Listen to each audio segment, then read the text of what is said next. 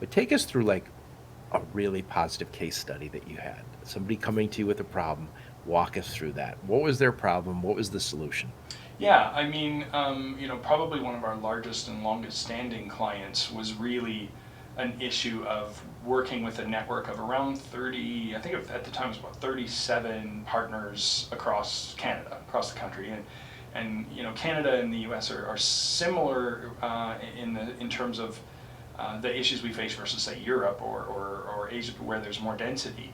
But Canada's much worse off than the U.S. So it's one of those, if you can Right, do it right. here, you can do it anywhere, because we've got, as you mentioned at the beginning, so few people versus one of the largest land mass for a country in the world. What kind of company were you talking about that had these 37 partners? Are they retailer? Are they manufacturer? What do they do? Huge manufacturer, yeah, huge manufacturer, and So these are suppliers into that manufacturing facility? mostly they're downstream, so distribution to yeah, the DCs, and then the sort of local market distributors that get it out to retail typically.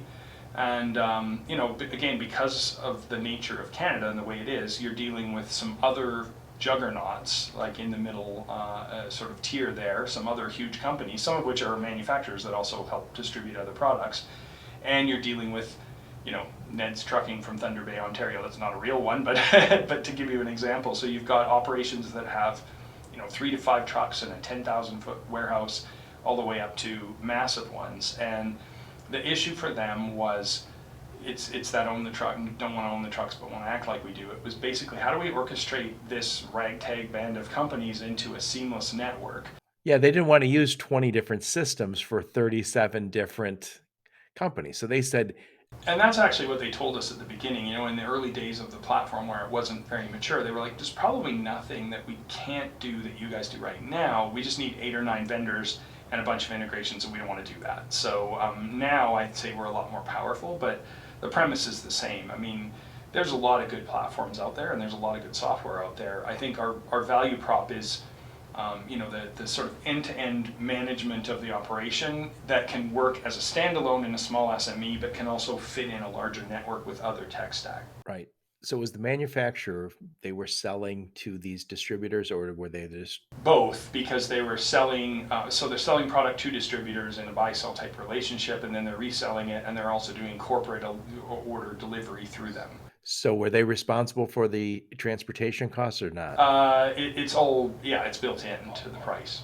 Yeah. All over the place. Okay. So you had all these different trucking companies, carriers that they were working with, and what you guys said is from now on we're going to use one system.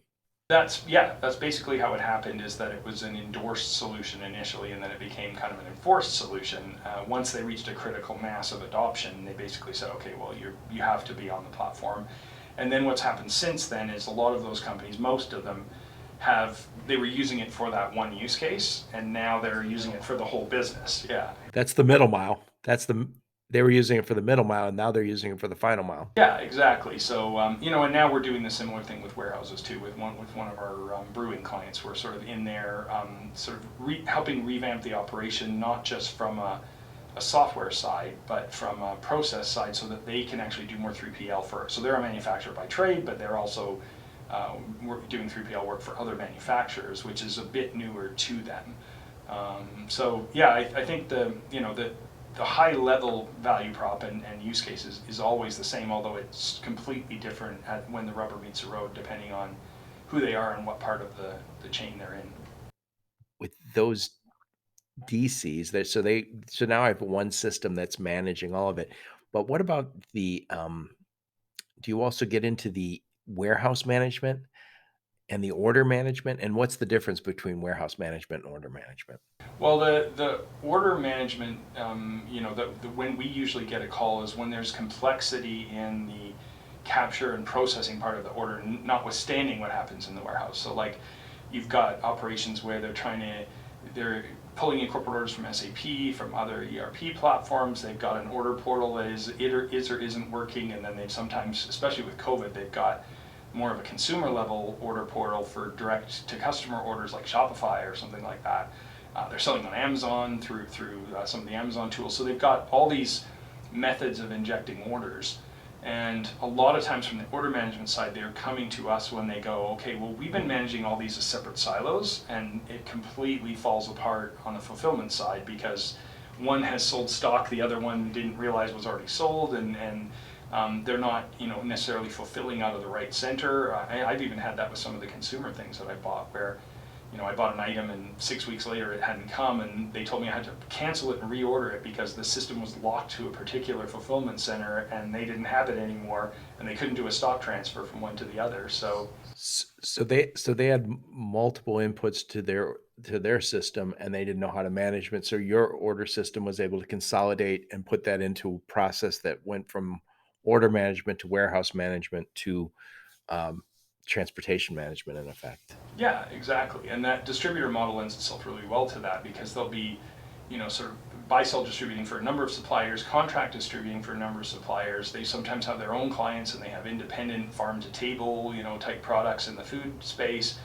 And what would happen from the big manufacturers, they'd inject, say 16 orders into a route or 8 orders into a route for the distributor, and then wonder why they couldn't get full visibility into the transportation side because they're mixing those orders with, they're co-loading and they're mixing with other product. And I'm assuming that once you have that transportation and it's delivered and there's a proof of delivery, that information flows back the other way to the order management system. So when they check and say, "Hey, Mike, you ordered this, this, and this," and they can look in their order and say, "Yes, it was delivered on this date, and here's the signature." Yeah, yeah. And we tackled that delivery side. That was one of the first things we tackled is, I mentioned the bookend approach, the injection and the processing of the orders, or the pre-processing of the orders, and then the delivery side. And that's how the warehouse side really came to be, what it is today is clients going, but we can't see anything in the middle. Like we don't know what's happening inside those centers, whether they're small, sort of local final mile distribution centers or whether they're bigger DCs. So yeah, we know when it came in, we know when it left.